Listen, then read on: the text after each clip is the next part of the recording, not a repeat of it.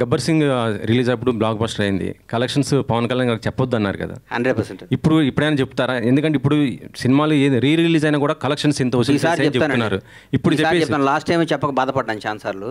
ఆయన ఎవరికి చెప్పొద్దు, ఈసారి ఆయన నేను చెప్పేస్తాను, 80% చెప్తాను. ఇప్పుడు చెప్పండి మరి, అప్పుడు ఎంత వసూలు చేసింది?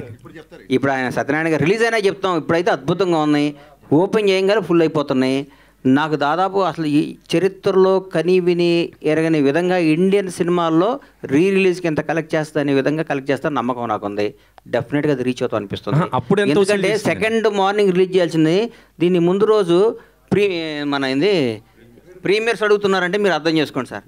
నాకే ఇప్పుడు కూర్చొని చూస్తుంటే ఇది రేపు రిలీజ్ అని టెన్షన్ వచ్చింది. ఇప్పుడు అప్పుడు ఎంత వసూలు చేసిందని అడుగుతున్నా, అప్పుడు ఎంత వసూలు చేసింది అనేది అన్నిసార్లు అప్పుడు చాలా చేసింది, మా జీవితాలు మార్చేసింది, మా బతుకులకి అద్భుతం చేసింది మహా సినిమా. అంటే అన్న చెప్పనా? ఓకే, ఇంకొక వచ్చింది సార్, మీరు ఆయన ఇంకొక లెవెల్లో చూస్తున్నాను అంటున్నారు కదా, అంటే 2029లో సీఎంగా చూస్తారా అనుకుంటున్నారా? డెఫినెట్గా ఆయన ముఖ్యమంత్రిగా చూడాలని కోరిక నాకు ఉంది, చూస్తాను. మీ పాత్ర చనిపోయారు పాపం ఆయన మన యూట్యూబ్ ఇంటర్వ్యూ చేశాడు, ఆయన పేరు ఏందన్న, టీఎన్ఆర్ గారు, మహానుభావుడు. ఆయన ఒకరోజు మా ఇంటికి వచ్చి ఇంటర్వ్యూ చేశారు. దాదాపు 10 ఏళ్ళు 9 ఏళ్ళ నాడు 8 ఏళ్ళ నాడు నేను చెప్పాను, ఆయన కరోనాలో చనిపోయారు. మీరు రాసి పెట్టుకోండి అన్న, ఇంటర్వ్యూ చెక్ చేయండి.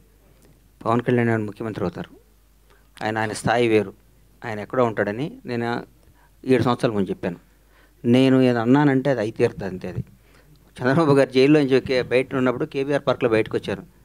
మొత్తం ఇక వాష్ అవుట్ కానీ అటు నుంచి అటు వెళ్ళిపోతాడు అన్నారు. బయటకు వచ్చారు, రే ఆంధ్రాన్ని వెళ్తాడో దేశాన్ని శాసిస్తాడు అని చెప్పి. మీరు యూట్యూబ్లో చూసుకోండి, నేను నమ్మకూడదు, మీరు టక్ టక్ అని కొట్టుకొని చూసుకోవాలి, చెక్ చేసుకోవాలి. ఆ 2 జరుగుతాయి. మరి తెలంగాణ జనసేనకి మీరు అధ్యక్షుడిగా ఉండొచ్చు కదా, ఇటు సైడ్. నా బ్లడ్ కాంగ్రెస్. నేను రాజకీయాల్లో ఉంటే కాంగ్రెస్లో ఉంటా, లేకపోతే రాజకీయాలు మన సినిమాలు తీసుకుంటా. మరి ఆయన వినండి, పవన్ కళ్యాణ్ గారు నా భగవంతుడి సమ్మానం. నేను కాంగ్రెస్ పార్టీ వాదిని, నేను సినీ నిర్మాతని. చిరంజీవి గారు అంటే నాకు ప్రాణం. నేను ఎప్పుడూ కాంగ్రెస్ పార్టీ అధికారంలో ఉండాలని కోరుకుంటాను. నాకు ఎప్పుడూ కాంగ్రెస్ పార్టీ అధికారంలో ఉండాలని కోరుకుంటున్నా. రాహుల్ గాంధీ ప్రధానాలు కోరుకుంటున్నా. నేను కాంగ్రెస్, నేను ఉంటే కాంగ్రెస్లో ఉంటా, లేకపోతే కోళ్ల వ్యాపారం సినిమా వ్యాపారం చేసుకుంటా. కరెక్టే, రెండో దాంట్లో లేదు ఇంకా వ్యాపారం. అదే కాంగ్రెస్ నాగార్జున గారు ఎన్ కన్వెన్షన్ కూల్ చేసింది. ఒక సినీ పర్సన్గా మీరు ఎలా స్పందిస్తారు దీనిపైన? అన్న నువ్వు ఊరుకోన్నా, లేనిపోయిన వ్యవహారాలు మీరు కాదన్నా, ఇప్పుడు మీరే చెప్తున్నారు కదా సినీ ఇండస్ట్రీకి సంబంధించి. మరి ఆయన కూడా నాగార్జున ముఖ్యమంత్రి గారు తమ్ముడు అన్నయ్య గారి ఇంటికి ఇచ్చాడు నోటీస్, దాన్ని నన్ను ఏం చేయమంటావు? ముఖ్యమంత్రి గారు అన్న సొంత నా అత్యంత సన్నిహితులు వాళ్ళ సొంత అన్నకి ఇంటికి ఇచ్చాడు, నన్ను ఏం చేయమంటావు చెప్పు? ఆయన అంటే నా ఇల్లు రేపొద్దు నా ఇల్లు చెక్ చేసి ఉంటే నాది కూలుస్తారు, రేపు వచ్చి మీది కూడా బఫర్ జోన్లో ఉందంటున్నారు. ఉంటే కూలుస్తారు, నేనేం చేస్తాను దానికి? నేను అతీతున్నా కాదు. ఒక చిన్న రిక్వెస్ట్ పాత్రికేయులకి, ఇప్పుడు మీరందరూ ఇక్కడ ఉన్న ఫ్రంట్ రోలో కూర్చున్న వాళ్ళందరూ గబ్బర్ సింగ్ వచ్చినప్పుడు కూడా మీరందరూ రిపోర్టర్స్ గానే ఉన్నారు. గబ్బర్ సింగ్ అప్పుడు కాలేజీలో ఉండి వేరే పర్సన్ రిపోర్ట్ అయిన వాళ్ళు ఎవరైనా క్వశ్చన్స్ వేస్తే బాగుంటుంది. కొత్త నీరు. నువ్వు కూడా స్టూడెంట్